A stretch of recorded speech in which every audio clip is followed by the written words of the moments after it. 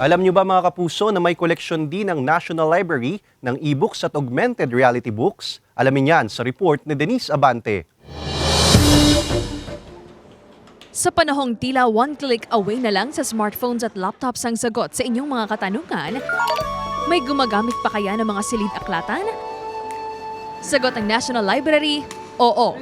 Katunayan, nag-a-average sila ngayon ng 300 to 400 daily visits.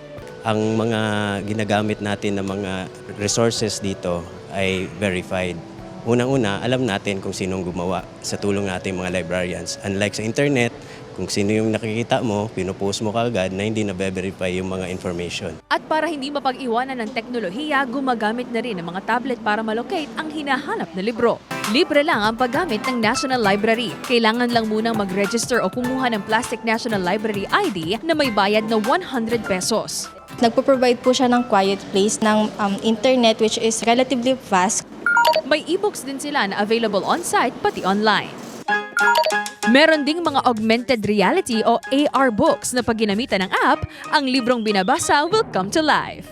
It is partnered with a mobile application which is we call the Learn Live AR. Open lang natin siya, tapat natin siya dun sa mga images sa libro. Then mag-augment po dun sa inyong mobile yung mga images.